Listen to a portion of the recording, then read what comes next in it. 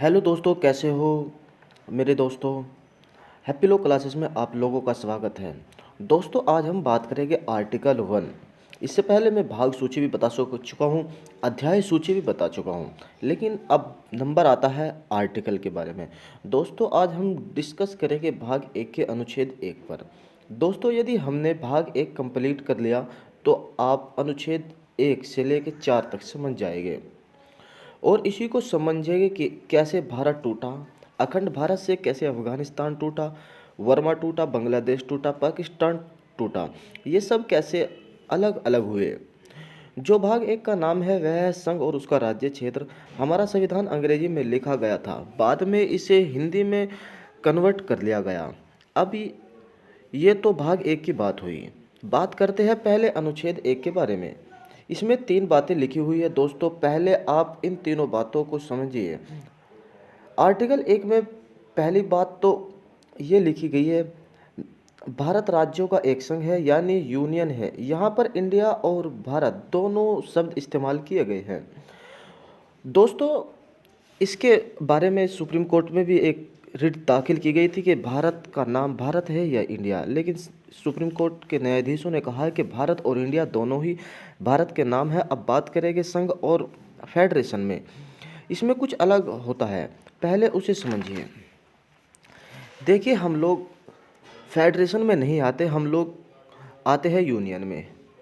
3 चीज़ें होती है, कन्फेडरेशन, फेडरेशन और यूनियन।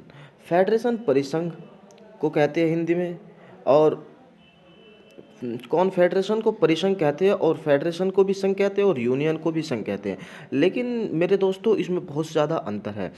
कन्फेडरेशन जो होता है वो उसे हिंदी में परिसंघ कहते हैं, वो या राज्यों से बनकर एक देश बना होता है, ऐसे ही फेडरेशन बना होता है। यूनियन यूनियन भी राज्यों से बना होता है, लेकिन इसकी जो कार्य सीमा होती है और इसकी जो समझौता होता है वो इनसे अलग होता है, फेडरेशन और कन्फेडरेशन से। परिसंघ उसे कहते हैं जिसमें छोटे छोटे राज्य आपस में जुड़कर और अपनी थोड़ी थोड़ी शक्तियां केंद्र को देकर एक देश का निर्माण करते हैं। यह परिसंघ बड़ी कमजोर कड़ी होती है, इससे कोई भी राज्य अलग हो सकता है अपने समझौते को तोड़कर।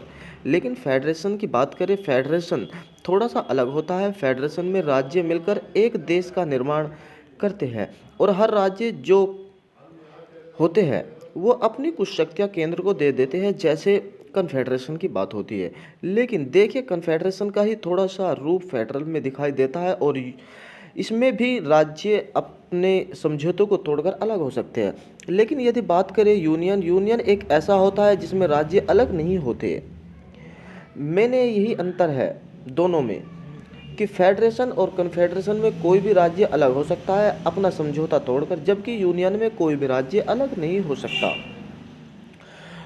तो भारत एक फेडरल नहीं है, भारत एक यूनियन है। जम्मू कश्मीर एक उदाहरण था, लेकिन वह अब नहीं रहा। उसकी समस्या को 370 हटाकर ख़त्म कर दिया गया। आपको मैं बताऊं, अमेरिका जो है वह एक फेडरल देश है। अमेरिका फेडरल इसलिए है कि उसके जो राज्य है वे एक समझौता करके एक देश का निर्माण किया। अगर समझौता टूटा तो यह राज्य भी टूट जाएगा, और कई बार ऐसा हो भी चुका है कि देशों अमेरिका को अलग टूटना पड़ा और फिर समझौता दोबारा लाना पड़ा और फिर एक देश का निर्माण हुआ। अमेरिका में जो वे 50 राज्य है ना, उन सब का अपना अपना अपना संविधान है, उन सब का अपना अपना झंडा है, उनकी अपनी अलग नागरिकता है। लेकिन ये फेडरेशन पढ़े लिखे लोगों में सफल होता है, अनपढ़ लोगों में नहीं होता।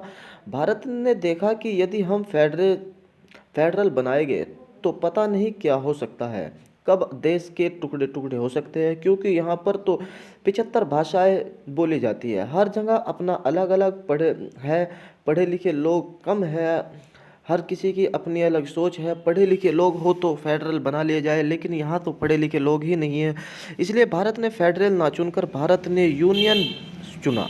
यूनियन यानी कि संघ। यूनियन को भी हिंदी में संघ ही कहते हैं और फेडरल को भी संघ ही कहते हैं। एग्जाम्पल, बहुत सारी ईंटें एक जगह लगा दी जाए, उन्हें गारा मिट्टी से ना चीनी जाए तो उनमें से कोई भी ईंट आराम से निकाली जाती है। ये तो बात हुई एक कॉन्फेडरल की बात। लेकिन दूसरा उदाहरण है कि एक सिमट से ईंट चीन ली जाए और उसकी लिपाई पुताई ना की जाए तो उसको भी थोड़ा मशक्क़त के बाद छीनी हथौड़े से निकाल ली जाएगी।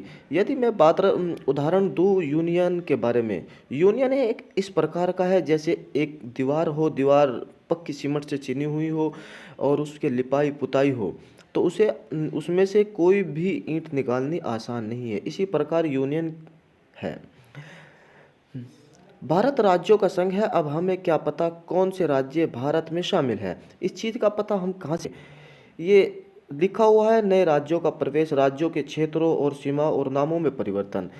इसका पूरा खुलासा अनुसूची 1 में दिया हुआ है। अनुसूची 1 में लिस्ट दी हुई है। अब इसमें एक और बात है कि सूची की कौन सी सूची में है और कौन सा राज्य। अब राज्यों की भी अपनी अपनी कैटेगरी होती है। संविधान में राज्यों को भी 3 प्रकार से बांटा गया है: स्टेट, यूटी और अर्जित क्षेत्र। स्टेट वे होते हैं जो बड़े राज्य होते हैं, ये 28 है हाल में। यूटी वे होते हैं जो राज्य के तो दर्जा होता है लेकिन राज्य जैसे नहीं होते, इनको प्रदेशित क्षेत्र कहा जाता है। ये 8 है, जैसे दिल्ली है, पांडुचेरी है आदि। हमारे देश में, भारत में 8 है। लेकिन अगर अर्जित की बात की जाए, ये अर्जित हमारे यहाँ अभी नहीं है। अर्जित का उदाहरण दूँ तो जैसे कि माना कि पाकिस्तान में बलूचिस्तान की मांग उठ रही है। यदि भारत उसे स्वतंत्र करा दे और उसे कहे कि बलूचिस्तान पर मेरा कब्जा है, तो वह अर्जित क्षेत्र में शामिल किया जाएगा। लेकिन भारत में अभी तक कोई अर्जित क्षेत्र नहीं है।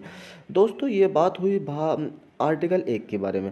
आज मैं आर्टिकल 1 के बारे में ही बनाऊंगा, क्योंकि अगर मैं आर्टिकल 2 के बारे में भी बताऊं तो वीडियो ज़्यादा लंबी हो जाएगी। इसलिए आने वाले वीडियो आर्टिकल 2 के बारे में और ज़्यादा भी हो सकती है, आर्टिकल 3-4 भी ले सकता हूं। लेकिन मैं चाहता हूं कि छोटी वीडियो बने और कम से कम और ज़्यादा से ज़्यादा समझ में आए। धन्यवाद।